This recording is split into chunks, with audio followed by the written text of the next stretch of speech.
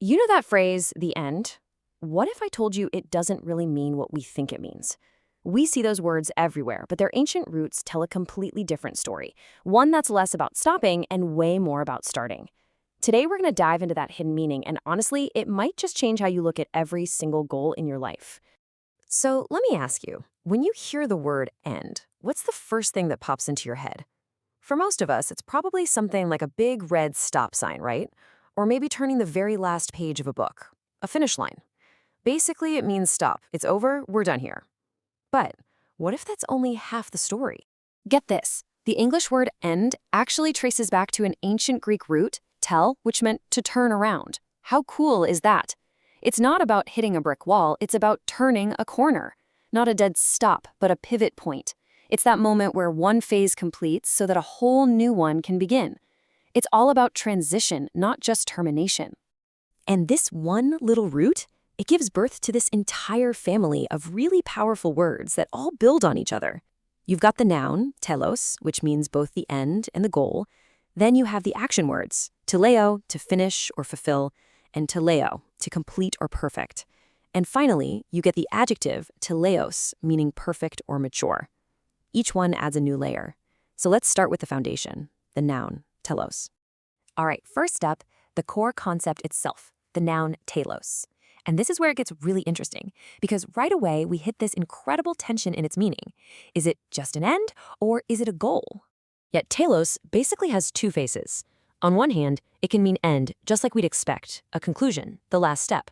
But on the other hand, it has this much deeper meaning of a goal, a purpose, an intended result, the entire reason something was started in the first place. So the end isn't just where you stop, it's what you were aiming for the whole time. This one word brilliantly collapses the finish line and the whole point of the race into one idea. Let's look at a classic example. Here in the Gospel of Matthew, telos is used as a temporal end. The end here clearly means the conclusion of an age, a final event in time. It's the stop sign at the end of a long historical road. Pretty straightforward. But now, let's flip the coin.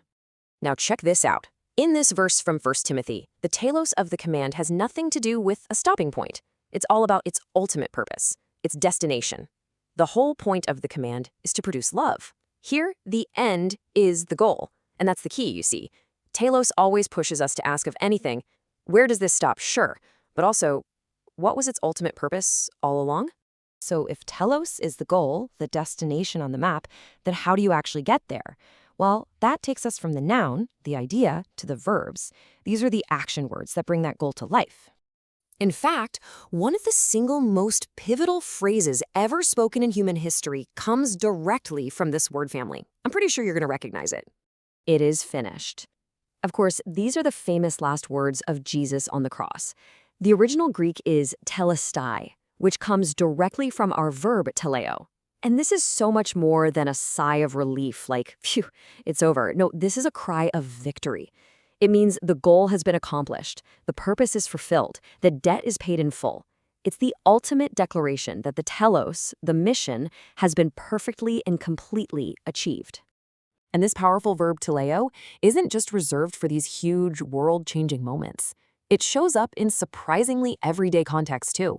We see it used for fulfilling your civic duty, like paying taxes, or simply completing a speech, or finishing a long race. In every single case, it's about bringing something to its intended conclusion, whether that's something grand and prophetic, or something totally ordinary. Okay, so let's recap. We've got the goal, that's telos, and we have the action of fulfilling it, teleo. But there's still one more level to this. It's the journey from simply finishing a task to the idea of becoming complete, or, dare I say it, perfect. Now, when we hear the word perfect, our modern brains immediately jump to flawless, without any mistakes. But the Greek adjective teleos has a totally different feel. It's about being complete, finished, and most importantly, mature. Think about a perfectly ripe piece of fruit. It has reached its telos. It has become what it was always meant to be. It's not about being flawless, it might have a little spot on it, but it's about reaching its peak state of development. And understanding this completely reframes one of the most challenging verses in the entire Bible.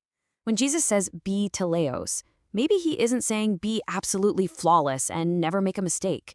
Maybe he's calling his followers to grow up, to become mature, to move toward the goal of being complete in their character and purpose, just as God is complete. And this path to becoming Teleos is absolutely a journey. It is not a light switch, it's a process. You start with the foundation, the basic principles. Then you have to actively move forward, grow, put in the work. And the ultimate telos of that journey is to reach a state of spiritual maturity, where you have become the person you were always intended to be. So, to wrap all this up, the really critical point is this. There is a world of difference between finishing a job and becoming finished yourself.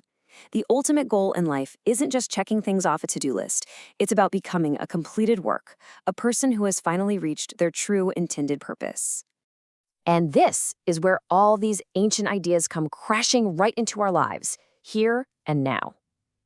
Because after everything we've looked at, the real question isn't just some academic curiosity. It gets personal. So, if the end is not just a stopping point, but an ultimate goal, a purpose to be fulfilled, and a state of maturity to be reached, what is your telos? What is the great aim that you are living for?